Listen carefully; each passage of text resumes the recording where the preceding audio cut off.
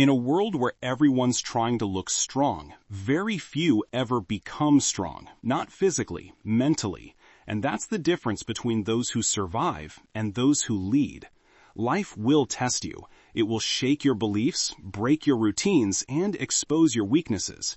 But what if you could train your mind to be unshakable before the storm hits? What if instead of reacting, you rewired? Instead of collapsing, you adapted? In this video, you won't just learn how to be mentally strong. You'll learn how to forge a mind so sharp, so calm, and so disciplined that even chaos will respect your silence. Let's begin. 1. Break your own mind before life does. Buddhism teaches us a deep and powerful truth. Suffering is born from attachment, especially the attachment to things we believe will stay the same forever. We hold on to ideas, routines, identities, and expectations, believing they are permanent. But life is constantly changing. Nothing lasts. Not our feelings, not our beliefs, not even our sense of self. If we ignore this truth and cling to our comfortable illusions, life will eventually break us to show us reality. That's why it's better to break your own mind before life does it for you. What does that mean in practical terms? It means you must learn to question yourself regularly. Ask, what beliefs am I holding on to that no longer serve me? What fears am I avoiding? What parts of my identity are keeping me stuck? Be willing to let go of the version of yourself that you've outgrown. Let go of pride. Let go of certainty. Destroy the ego that says, I already know. Because when you face your own illusions gently, honestly, and consistently, you build true mental strength. This isn't about becoming someone else. It's about peeling away what's false so you can live from a place of truth. Confront your blind spots. Challenge your assumptions. Interrupt your patterns. Yes, it will be uncomfortable. But that discomfort is growth. That's where awakening begins. Life has a way of forcing you to evolve if you don't do it willingly. So take the lead. Tear down the walls in your mind now, while you have the chance to rebuild with clarity and wisdom. That is the path to true inner freedom. Most people live as prisoners of their emotions. The moment something triggers them, an insult, a delay, a disappointment, they react without pause. But reacting impulsively to everything that happens around you is a sign of mental weakness. True mental strength comes from learning how to pause, observe, and respond, not react. Buddhism teaches that our suffering often comes not from events themselves, but from our untrained responses to those events. In other words, it's not what happens to you, it's how you respond that determines your peace. To starve your reactions means to stop feeding your impulses with energy and attention. It means you no longer allow every thought or emotion to dictate your behavior. You take a breath before replying to a rude comment. You observe your anger without unleashing it. You feel the fear rise, but you don't let it paralyze you. You sit with the discomfort instead of running from it. Every time you resist the urge to react, you weaken its power. Like a fire without fuel, the emotion dies down.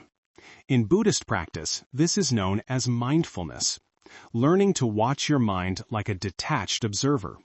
Instead of being swept away by the storm of emotion, you become the calm center of the storm. You realize that feelings come and go like clouds passing through the sky. They are temporary and not who you are. When you stop reacting to every thought or emotion, you begin to take back control of your inner world. This habit doesn't mean you suppress your emotions or pretend to be okay when you're not. It means you create a space between stimulus and response, a sacred pause. In that space, you choose your response based on clarity, not chaos. Over time, this practice rewires your brain. You begin to respond with wisdom instead of emotion, with calm instead of confusion. And that is where true power lives. Not in reacting louder, but in remaining silent and grounded when others lose control. To be mentally strong, learn to sit with your emotions without becoming them. Don't feed your triggers. Don't fuel the drama. Starve your reactions, and you will feed your inner peace. 3. Kill the victim in you every morning. Every single day, you wake up with a choice to see yourself as a victim of your circumstances or as the creator of your life. The victim mindset whispers, it's not your fault, you can't do anything about it, or life is unfair. And while those words might feel comforting for a moment, they are dangerous, because the longer you believe them, the more powerless you become. Buddhism teaches that liberation begins with responsibility. Taking full ownership of your thoughts, emotions, and actions regardless of what the world throws at you. To kill the victim in you every morning means to start your day by refusing to identify with weakness, blame, or self-pity. It means recognizing that while you cannot control everything that happens to you, you are always responsible for how you respond. This is not about denying pain or pretending everything is fine. It's about refusing to let that pain define you. The victim mentality is subtle. It hides behind complaints, excuses, procrastination, and emotional dependence. You say, I can't focus because people keep distracting me. You say, I can't grow because no one supports me. You say, I'm stuck because life is unfair. But every time you say that, you give your power away. The Buddha taught that suffering is a part of life, but clinging to suffering is optional. The way out is through awareness, courage, and conscious action. Each morning, before you check your phone or dive into the chaos of the day, take a moment to center yourself. Remind yourself, I am not a victim. I am not my past. I am not my excuses. Breathe in responsibility. Breathe out blame. Stand tall in your ability to respond with strength no matter how difficult your circumstances are. Mentally strong people don't wait for someone to save them. They rise. They confront their story. They rewrite it. They know that nobody is coming.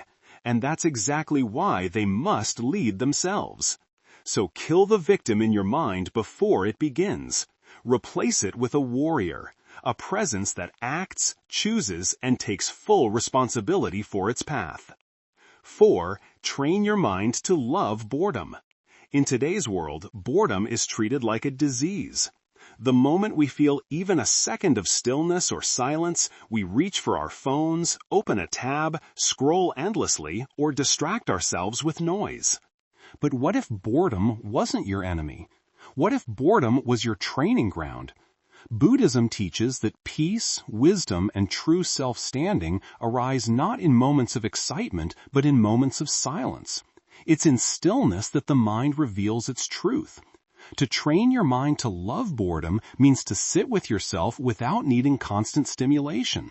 It means practicing presence in the simplest, most ordinary moments of life, waiting in line, sitting alone in a room, walking without headphones.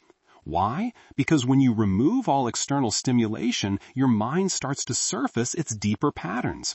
You begin to notice your cravings, your restlessness, your thoughts, and your emotional attachments. And with that awareness comes the power to change. In Buddhist meditation, boredom is not seen as a problem. It is a doorway. When the mind says this is boring, it's not because the moment lacks meaning. It's because the ego is uncomfortable without distraction. The ego wants to be entertained, stimulated, validated. But your higher self, the calm, observing consciousness, knows that the ability to sit in boredom without resistance is the foundation of mental mastery. Think about it. If you can't sit still for 5 minutes without reaching for a screen, how will you handle real adversity? If you can't be alone with your thoughts, how will you hear your intuition? If your mind always runs from boredom, it will also run from discomfort, growth, and discipline. The mentally strong person rewires their relationship with boredom. They embrace it. They use it as a form of meditation, of mental detox. In boredom, they build patience. In silence, they meet themselves. They learn that not every moment needs to be filled, and that often the most powerful insights arise in the empty spaces. Start small. Sit in silence for 10 minutes a day. Go for a walk without music. Eat a meal without a screen. Notice how uncomfortable your mind becomes and stay with it. Smile at the stillness. Welcome the boredom, because every time you sit through it, you're breaking the addiction to distraction. You're becoming less reactive, more present, and infinitely stronger inside. To love boredom is to befriend your mind. And once you learn to be still, there is nothing the world can throw at you that you cannot handle with calm and clarity. 5. Become the observer, not the victim. One of the greatest teachings in Buddhism, and one of the most liberating realizations you can ever have, is this: you are not your thoughts. You are not your emotions. You are not your mind. You are the one who observes it all. Most people go through life completely identified with the voice in their head. They believe every thought, get swept away by every emotion, and let their inner chatter shape their sense of self. But the truth is, you are not the storm. You are the sky. The storm is just passing through. To become the observer means to step back from the constant noise of your mind and simply watch, not to judge, not to react, just to witness. This is the foundation of mindfulness practice in Buddhism. When you meditate, you begin to notice how thoughts come and go, just like clouds moving across the sky. Some are light and harmless, others are heavy and dark. But none of them are you. They are temporary. You are not. Now ask yourself honestly, how often do you react out of pure emotion without thinking? How often do you take your thoughts at face value without questioning them? A small inconvenience happens, and suddenly you're angry. Someone criticizes you, and you spiral into self-doubt. You don't get what you expected, and you fall into disappointment or blame. In all these situations, the same pattern is playing out. You are identifying with the mind, and you are choosing to play the role of the victim. The victim mindset says, "Why is this happening to me?" The observer mindset says, "Interesting. Look at how my mind is reacting to this." That small shift changes everything. Because once you become the observer, you take back your power. You stop being controlled by every emotional wave. You stop living like a puppet whose strings are pulled by circumstance. You start living with awareness. Buddhist monk Ajahn Chah once said, "You see, the glass is already broken. Because I know this, I can enjoy it fully now. And when it is gone, it is gone." This is the essence of observing life, understanding that everything is temporary. Emotions, possessions, relationships, achievements, even your body. When you live from this place of awareness, you become grounded. You stop clinging to things that pass. And when life shakes you, you are not destroyed. You remain centered. Becoming the observer also means detaching from your inner critic. That voice in your head that tells you you're not good enough, not ready, not worthy, it's not the truth. It's just a habit of thought formed over years. You don't have to argue with it. You don't have to believe it. You just have to watch it, like watching a bird fly by. The more you observe it without reacting, the weaker it becomes, and one day it stops showing up at all.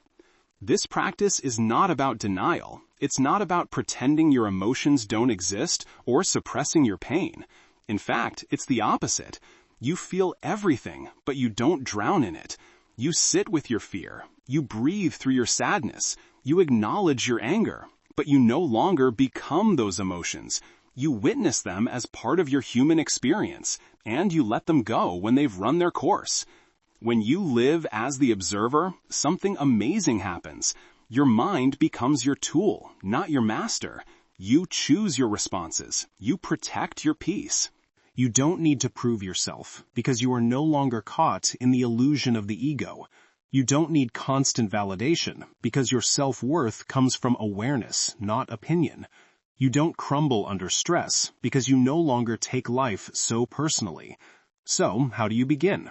You start by noticing throughout your day. Take moments to pause. Ask yourself, what am I thinking right now? What emotion am I feeling? What triggered it? Don't try to change it, just observe it. Watch your mind like you would watch a movie. With time, you'll begin to see the patterns. You'll notice how your thoughts pull you into the past or project fear into the future. You'll see how your mind loves to create stories, and how most of those stories aren't even true. Then take a deep breath and return to the present. This moment is the only reality. Everything else is a thought. As you practice this more and more, you'll develop an unshakable calm. You'll be able to sit in chaos without losing your clarity. You'll be able to feel emotion without being dominated by it. And you'll realize the most important truth of all. Your awareness is stronger than anything your mind can create. To become mentally strong, you must stop identifying with every fear, every doubt, every passing feeling. You must sit above the storm, not inside it. You must become the watcher of your mind, not the victim of it. This is the essence of true power, still present, untouchable. 6. Respect your own boundaries like a king. One of the most overlooked signs of true mental strength is the ability to honor and protect your own boundaries. In a world where people-pleasing is praised and self-sacrifice is often mistaken for love, many individuals constantly betray themselves just to be accepted, liked, or approved. But make no mistake, every time you say yes when you mean no, you weaken your sense of self. Every time you allow someone to disrespect your space, your time, or your energy, you train your mind to believe that your peace doesn't matter. To respect your own boundaries like a king means to draw clear, unshakable lines in your life that protect your inner world. These lines are not built from ego or arrogance.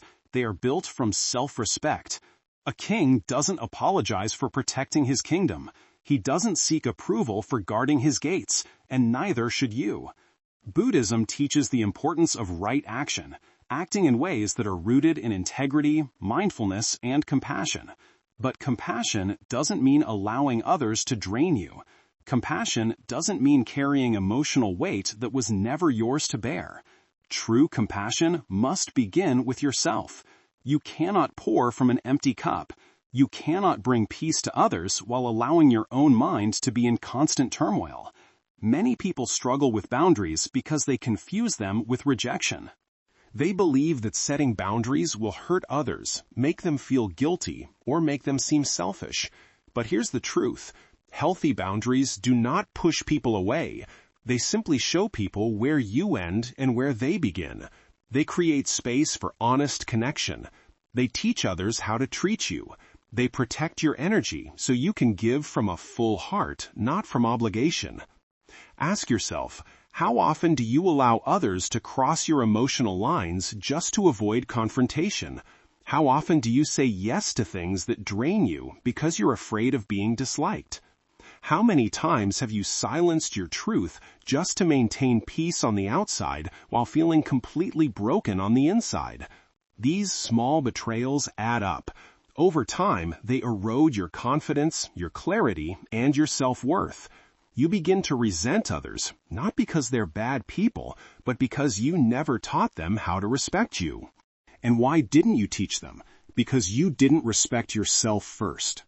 When you start respecting your boundaries like a king, everything changes. You stop explaining your number, you stop over-justifying your decisions, you start walking away from people, habits, and situations that no longer serve your highest self. And you do it with peace, not with anger. Because you're no longer trying to be everything to everyone. You're trying to be everything to yourself first. Buddhism also teaches non-attachment, not just to material things, but to identity. You don't have to be the nice one. You don't have to be the always available one. You don't have to keep playing the role that others have put you in. You can let that identity go and choose a new one that serves your growth, your truth, and your peace. This doesn't mean you become cold, distant, or selfish. It means you learn to give from a place of fullness. When your energy is protected, your heart opens wider. When your time is respected, your presence becomes more powerful. When your mind is clear, your love becomes more conscious. Setting boundaries may feel uncomfortable at first, especially if you're not used to it. You may feel guilt. Others may resist. But remember, anyone who is truly meant to be in your life will respect your truth, not just your convenience. And anyone who leaves because you've chosen self-respect over self-abandonment is doing you a favor. So, how do you begin this process? Start by identifying where in your life you feel resentment, exhaustion, or emotional tension. These are signs that a boundary is needed. Next, clearly define your limits, how much time, energy, or emotional investment you're willing to give. Communicate your boundaries firmly but kindly. You don't need to defend them, you just need to live them. Then comes the hardest part, enforcing them. You must be willing to disappoint others in order to be true to yourself. That's not cruelty. It's maturity. That's not selfishness. It's self-preservation.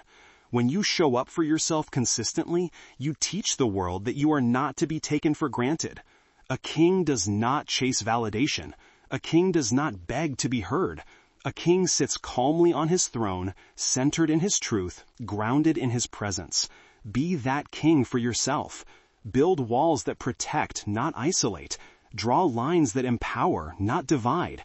Respect your own boundaries like your life depends on it, because your peace absolutely does. 7. Practice emotional fasting. In the modern world, we are constantly consuming not just food, but emotions. We consume anger from social media, fear from the news, drama from relationships, and stress from overstimulation. Just like overeating leads to physical illness, emotional overconsumption leads to mental and spiritual exhaustion. You become reactive, anxious, drained, and disconnected from your own center. That's why emotional fasting is not just a practice, it's a necessity. Emotional fasting means taking conscious breaks from absorbing and reacting to every emotion that arises within or around you. It means refusing to feed every mood, every trigger, every craving for validation, every impulse to argue, complain, or control. Just like physical fasting cleanses the body, emotional fasting clears the mind and purifies the heart. In Buddhism, this fits well with the practice of mindfulness and letting go. The Buddha explained that our suffering often doesn't come from the emotion itself, but from our attachment to it, our urge to cling to it, justify it, or express it at any cost. Emotional fasting is not about suppressing or ignoring your feelings. It's about noticing them and deciding not to feed them with your reaction. Think about a normal day. How many emotions do you absorb from others? How often do you carry resentment that doesn't even belong to you? How many times do you feel anger, sadness, or anxiety and instantly act on it without asking where it came from or if it truly deserves your attention? Emotional fasting is choosing to respond instead of react.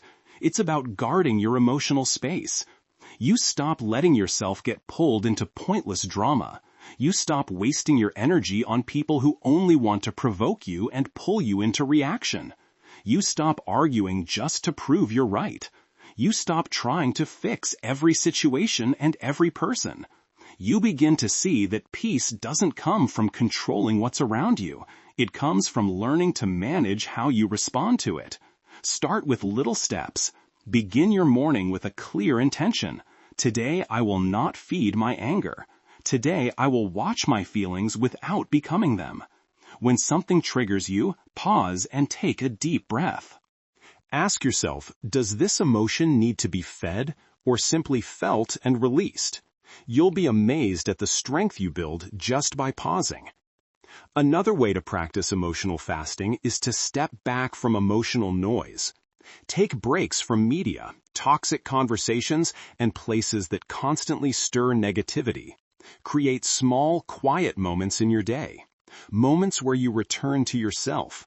Focus on your breathing and notice how you truly feel beneath all the noise. This isn't escaping, it's caring for your emotions. Just as you cleanse your body, you also need to clear your emotional space. Emotional fasting also means not feeding on the emotions of others. Many people, often without realizing, use relationships to release feelings they haven't dealt with. They snap, complain, blame, or seek comfort, not to heal, but to avoid facing their own inner work. When you practice emotional fasting, you stop depending on others to manage your feelings. You take full responsibility for your inner world. You learn to sit with discomfort instead of pushing it away. This doesn't mean you become distant or emotionally closed. In fact, the truth is the opposite. Emotional fasting creates space for deeper and more mindful connection. When you're no longer driven by emotional reactions, you show up with calmness, awareness, and kindness. You listen more, speak less, and stop taking things too personally. You begin to see that everyone is dealing with their own struggles, and not everything needs a reaction from you. Buddhism teaches the importance of equanimity, a steady and balanced mind that doesn't rise or fall with every passing emotion. Emotional fasting helps you develop equanimity. It shows you that emotions are like the weather. They come and go. Some days feel stormy and heavy, while others are bright and light. But you are the sky itself, always present, always aware, unchanged at the core. There is great wisdom in holding back. Just because you feel something doesn't mean you must act on it. Just because someone offends you doesn't mean you have to respond. Just because the world is noisy doesn't mean you need to raise your voice. True strength is not in reacting. It rests in the quiet space between what happens and how you choose to respond. So take a day, an hour, or even just a few minutes to practice emotional fasting. No reacting, no explaining, no proving, only observing, breathing, and being. With time, you'll notice your emotional strength growing. You'll feel less disturbed by chaos, more grounded in peace, and more connected with your higher self. Emotional fasting does not mean living without feelings. It means having control over them. It means deciding which emotions deserve your energy and letting the rest pass like drifting clouds. It's about softening the noise so you can hear the voice of your own soul. Practice emotional fasting, and you'll discover that your real power isn't in how strong your emotions feel, but in how calmly you respond. True inner strength isn't about looking tough on the outside. It's about being steady and unshakable within. This strength isn't built from ego, anger, or pretending to know it all. It's built quietly in the unseen moments when you choose stillness over reaction, discipline over comfort, and truth over illusion. Each of these habits, calming your mind, holding back reactions, letting go of the victim role, accepting boredom, becoming the observer, respecting your limits, and stepping away from emotional chaos, guides you back to your inner strength.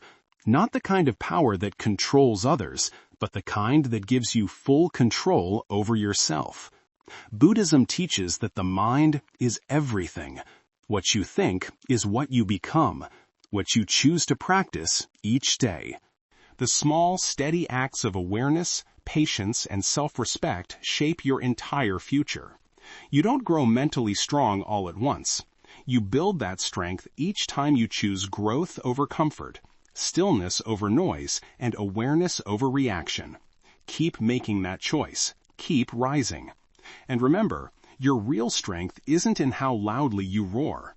It's in how deeply you sit in stillness while the storm rages and smile knowing it no longer has control.